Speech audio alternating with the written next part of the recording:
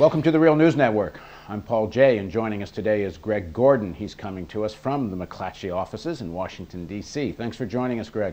Glad to be with you.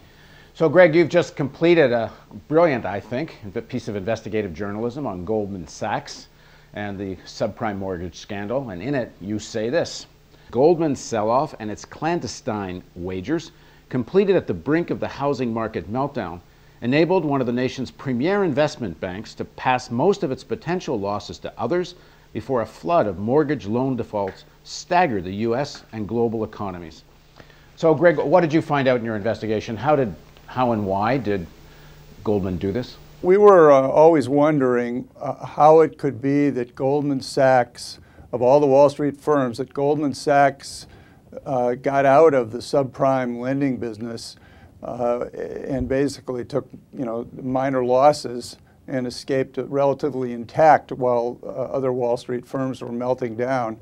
So we tried to piece together the events surrounding its sales of subprime mortgage securities and related securities in 2006 and 2007, before everything kind of fell apart and unraveled in this industry.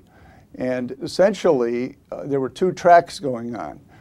Goldman was buying these mortgages from some pretty high-flying lending companies, many of them out in California, and it was packaging them into securities and selling them to institutional investors. These would be pension funds, foreign banks, union health funds. And these investors were getting what they thought were AAA securities, AAA bonds that paid high yields and that would be safe.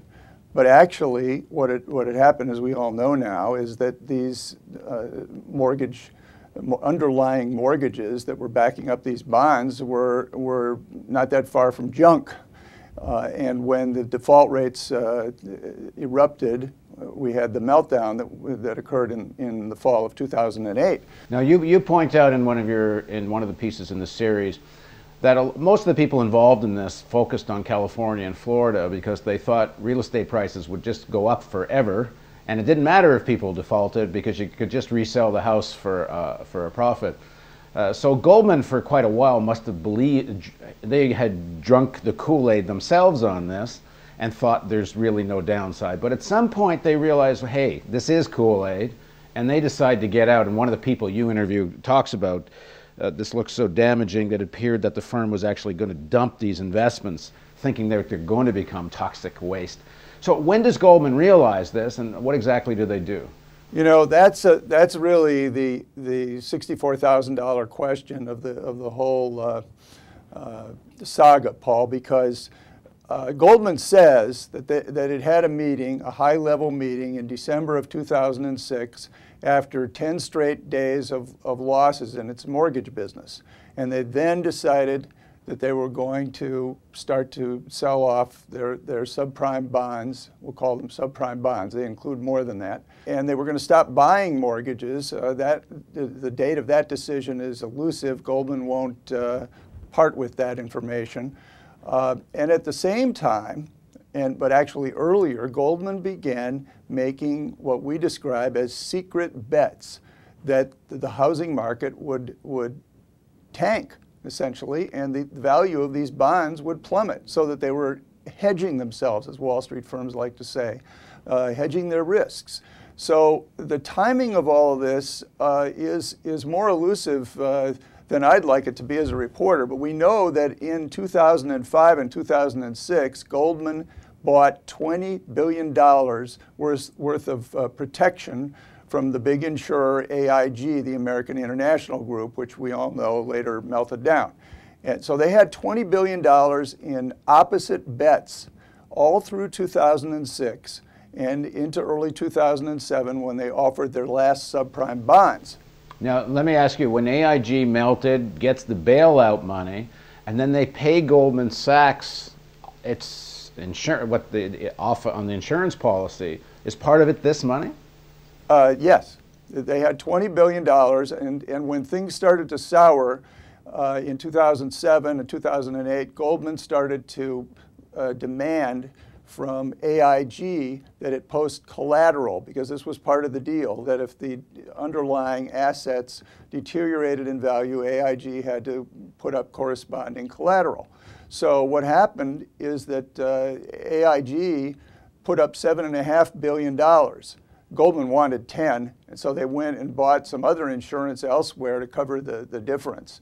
And then as time went along, things just got worse and worse. And in the fall of September of 2008, when AIG was about to go up in flames and the government came to the rescue, not long after that, a decision was made to pay off all these subprime mortgage-related insurance bets that AIG had taken. See, AIG made a dreadful mistake. It did not go out and reinsure these bets because it assumed that the housing market would just keep going up forever and that they were just collecting premiums every year from all these big banks and investment banks that were trying to cover themselves. So AIG ended up holding the bag, and it paid out $12.9 billion to Goldman, of which, for various contracts and arrangements that it owed money to Goldman and this included over $8 billion more related to these mortgage securities and the protection that Goldman had bought. So Goldman had that protection, but it was much more than that. They had made, they began making, after this meeting in December of 2006, many more secret wagers, we call them, secret little insurance policy arrangements with hundreds of counterparties, some on behalf of Goldman's clients and some to protect its own coffers.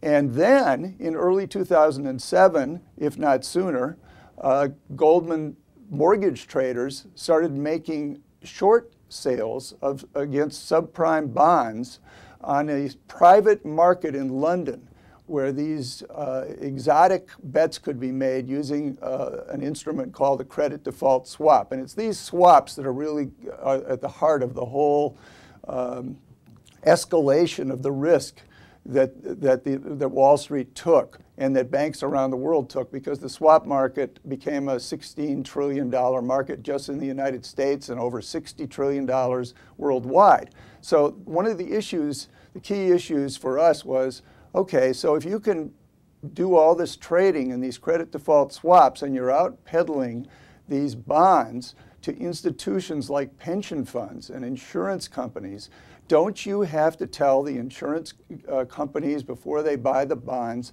that you bet the other way with these secret swaps? And this is an issue that is being debated among the securities law experts that we spoke with. And some feel, the key is, what did Goldman Sachs know at the time? Goldman says, we had the same information as everybody else. But that's not true. Goldman was working with the lenders. They had a level of detail of what's behind these loans that no one else could have had. Well, I think one would argue that all of the Wall Street firms knew quite a lot about the quality. No, I'm talking more with the people that, when Goldman sells some of this stuff to pension funds and to some of their clients that are not in the business, how are they supposed to know that what they're buying is junk when Goldman clearly knew? And these bonds, and there were more than bonds. There were some instruments that they sold offshore as well, and we're talking tens of billions of dollars of those. Well, in the next part of our interview, we're going to drill into the offshore piece of this puzzle. Right. So let's do that in part 2, and I encourage everybody to read Greg's series, and you'll find a link to it. You'll find it below the video on the McClatchy page. You'll find a link to it on the Real News page. And please join us for the continuation of our interview with Greg Gordon.